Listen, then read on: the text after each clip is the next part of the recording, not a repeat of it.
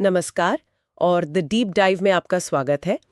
आज हम एक बहुत ही जानी पहचानी पारंपरिक कथा पर बात करने वाले हैं, बृहस्पतिवार व्रत कथा। अब ये एक ऐसी कहानी है जो शायद कई लोगों ने अपने घरों में सुनी होगी, पर आज हमारा मकसद सिर्फ कहानी दोहराना नहीं है। बिल्कुल नहीं। हम ये समझने की कोशिश करेंगे कि ये जो सीधी सादी सी लगने वाली कहानी है, ये असल में विश्वास और मनोविज्ञान का कितना गहरा ताना बाना बुनती है। हम देखेंगे कि कैसे ये कहानी नियंत्रण की उस गहरी मानवीय इच्छा को एड्रेस करती है जो हम सब में होती है, अपनी जिंदगी को, अपनी किस्मत को काबू में रखने की इच्छा। सही कहा। तो चलिए इस कहानी की परतों को खोलते हैं और देखते हैं कि ये हमें आज भी क्या सिखा सकती है। कहानी की शुरुआत ही एक बहुत दिलचस्प, बल्कि मैं तो कहूंगी कि एक परेशान करने वाले सवाल से होती है। अच्छा। कि अगर कोई व्यक्ति इतना धार्मिक है तो कहानी उसे शुरुआत में इतना दुखी और दरिद्र क्यों दिखाती है? ये सिर्फ इस कहानी का सवाल नहीं है। ये तो हजारों सालों से धर्म और दर्शन का एक केंद्रीय प्रश्न रहा है, जिसे द प्रॉब्लम ऑफ सफरिंग भी कहते हैं। सही है। यानी अगर ईश्वर है और वो अच्छा है, तो अच्छे लोगों के साथ बुरा क्यों होता है? ये कहानी उस गहरे तनाव को सामने रखकर एक बहुत ही व्यावहारिक समाधान पेश करती है। क्या समाधान? कहानी ये नहीं कह रही कि उस ब्राह्मण की भक्ति में कोई कमी थी, बल्कि वो ये संकेत दे रही है कि शायद उसकी भक्ति तो सही है, पर उसका तरीका, उसकी विधि सही नहीं है। उसे एक दिशा की जरूरत है, और वो दिशा उसे एक साधु के रूप में मिलती है। बिल्कुल। ये भी लोक कथाओं का एक बहुत क्लासिक एलिमेंट है। जब हीरो फंस जाता है तो एक गाइड आता है। हाँ। यहाँ साधु आकर उसे कोई बहुत मुश्किल फिलॉसफी नहीं समझाते, वो एक सीधा साधा रोड मैप देते हैं। कहते हैं तुम हर बृहस्पतिवार का व्रत रखो। और उस रोड मैप में सिर्फ व्रत रखना नहीं है, बल्कि कुछ खास नियम भी हैं। ये बहुत महत्वपूर्ण है। साधु कहते हैं श्रद्धा और नियम से करो। श्रद्धा यानी आपका आंतरिक विश्वास, और नियम यानी बाहरी अनुशासन। कहानी का जो मूल आधार है वो इन्हीं दो चीजों का संतुलन है। अच्छा। और वो ये भी बताते हैं कि पूजा किसकी करनी है, भगवान विष्णु और देवगुरु बृहस्पति की। अब ये चुनाव भी बहुत सोच समझकर किया गया है। कैसे? विष्णु जो पालन करता है वो समृद्धि और भौतिक सुखों के देवता माने जाते हैं, और बृहस्पति जो देवों के गुरु हैं वो ज्ञान, विवेक और सही मार्गदर्शन के प्रतीक हैं। तो ये एक तरह से एक पूरा पैकेज है, भौतिक और आध्यात्मिक दोनों जरूरतों का। अच्छा, तो समाधान इतना सीधा था, बस एक व्रत करो और सब ठीक हो जाएगा। सुनने में तो आसान लगता है। हाँ, आज के दौर में ये सुनने में थोड़ा ज्यादा ही आसान लगता है। पर चलिए देखते हैं कि उसने असल में किया क्या। उसने नियमों का पालन करना शुरू किया, जैसे हर बृहस्पतिवार को पीले कपड़े पहनना। हाँ, और यहीं पर कहानी की गहराई दिखनी शुरू होती है। ये सिर्फ एक रंग का मामला नहीं है। अच्छा? पीला रंग सिर्फ देवगुरु बृहस्पति का रंग नहीं है। भारतीय संस्कृति में ये ज्ञान, सीखने, खुशी और मानसिक शांति का भी प्रतीक है। इसे बसंत का रंग भी मानते हैं ना? हाँ। जो नई शुरुआत और समृद्धि का संकेत है। सही बात है। तो जब वो व्यक्ति पीले वस्त्र पहनता है या पीली चीजों का दान करता है, तो वो सिर्फ एक नियम का पालन नहीं कर रहा, वो प्रतीकात्मक रूप से इन सभी सकारात्मक ऊर्जाओं को अपने जीवन में आमंत्रित कर रहा है। और दान करना यानी अपनी किसी चीज को दूसरों को देना। इसका क्या मनोवैज्ञानिक असर होता होगा? इसका बहुत गहरा असर होता है। देखिए, जब आप गरीब होते हैं तो आपको लगता है कि आपके पास कुछ भी नहीं है। दान का कार्य इस मानसिकता को तोड़ता है। जब आप कुछ देते हैं, भले ही वो कितना भी छोटा क्यों ना हो, तो आप खुद को एक दाता की भूमिका में देखते हैं, एक भिखारी की नहीं।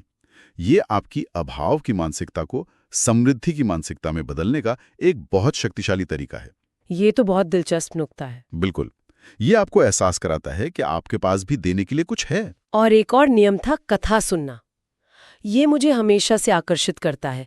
सिर्फ व्रत रखना काफी क्यों नहीं है, कहानी सुनना इतना जरूरी क्यों है? ये एक तरह का मनोवैज्ञानिक रीइंफोर्समेंट है। आप सोचिए, हर हफ्ते आप एक ही कहानी सुन रहे हैं, एक ऐसे व्यक्ति की कहानी जो आपकी ही तरह गरीब था। उसने कुछ नियम माने और उसका जीवन बदल गया। बार बार ये सुनने से आपके दिमाग में ये बात पक्की हो जाती है कि हाँ, ये काम करता है। अच्छा। ये आपके विश्वास को मजबूत करता है, आपकी श्रद्धा को ताजा रखता है। ये सिर्फ परंपरा नहीं है, ये एक तरह की कॉग्निटिव थेरेपी है जो आपके सोचने का तरीका बदल रही है। ये एक पूरा आध्यात्मिक और मनोवैज्ञानिक सिस्टम है, एक तरह का आध्यात्मिक डाइट प्लान। बिल्कुल। आपको क्या खाना है, क्या पहनना है, क्या सुनना है, सब कुछ तय है। शायद नियमों की यही स्पष्टता लोगों को इतनी आकर्षित करती है। हाँ बिल्कुल, ये जीवन की अनिश्चितता के बीच एक निश्चितता देता है। अब बड़ा सवाल ये है कि क्या इस डाइट प्लान ने काम किया?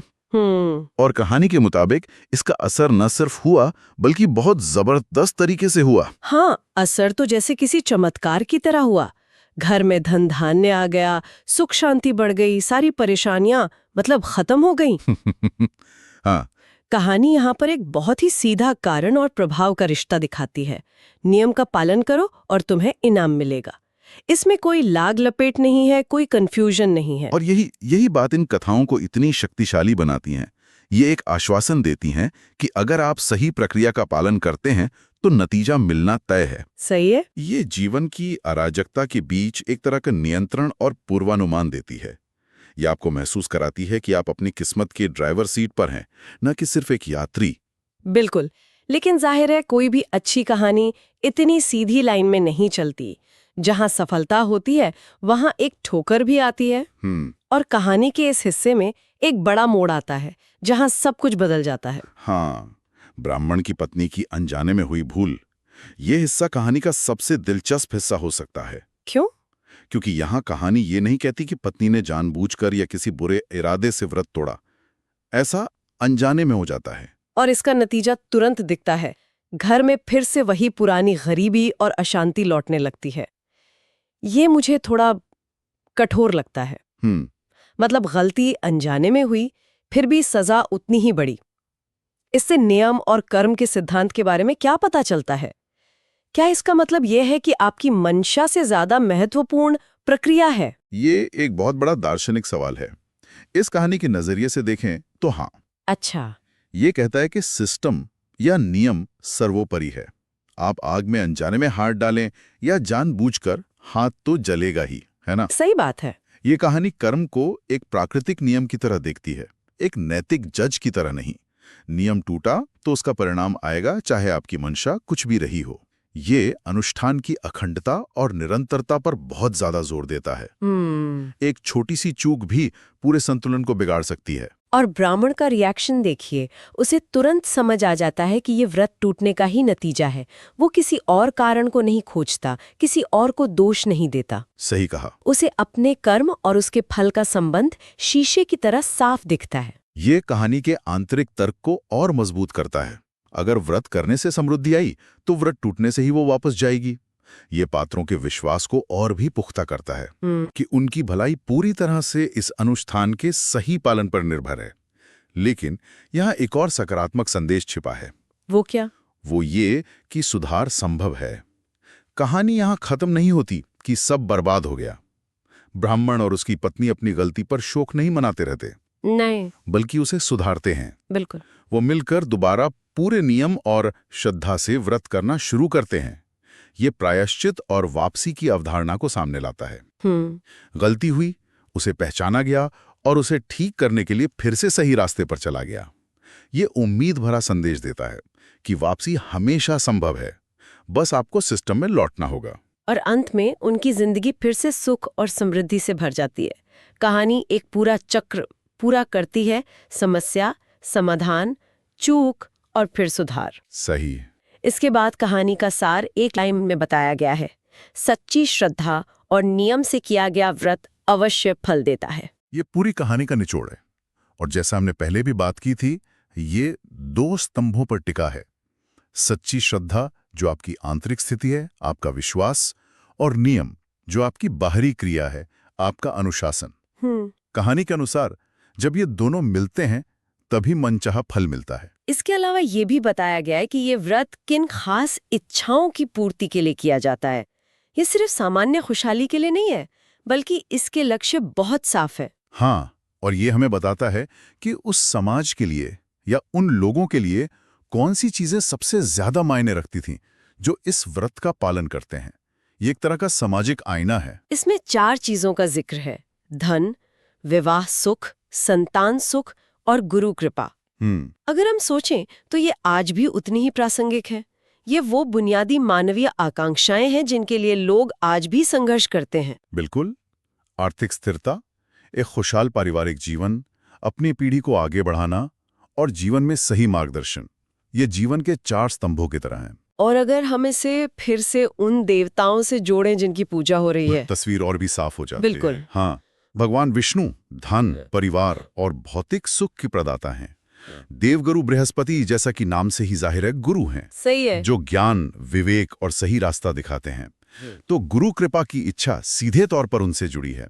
ये दिखाता है कि ये परंपरा सिर्फ पैसा या संतान नहीं मांग रही, बिल्कुल, बल्कि भौतिक समृद्धि और आध्यात्मिक मार्गदर्शन का एक सुंदर संतुलन चाहती है। बिल्कुल।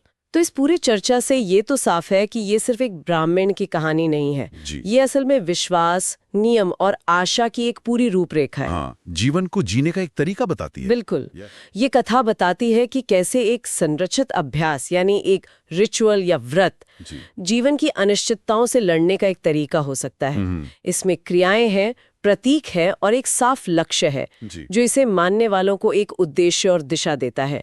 ये अराजकता में एक व्यवस्था लाता है। और मुझे लगता है कि इसमें कर्म और उसके फल का जो सीधा, स्पष्ट और तत्काल संबंध दिखाया गया है वो लोगों के लिए बहुत आकर्षक होता होगा। हाँ, बहुत आकर्षक। ये धारणा कि हमारे कर्मों का सीधा और दिखने वाला नतीजा होता है एक बहुत शक्तिशाली विचार है। हाँ, ये दुनिया को समझने का एक सरल लेकिन प्रभावी मॉडल पेश करता है। अगर चीजें गलत हो रही हैं तो शायद किसी नियम का उल्लंघन हुआ है।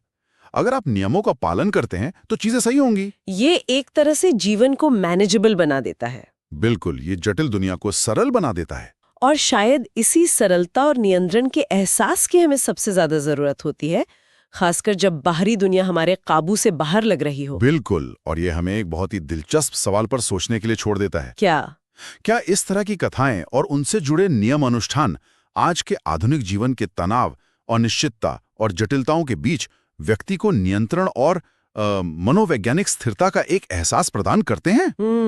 हो सकता है उनका असली फल बाहरी दुनिया में मिलने वाली कोई चीज ना हो, बल्कि वो आंतरिक शांति और व्यवस्था हो जो उस नियम का पालन करने से मिलती है। ये विचार करने योग्य है।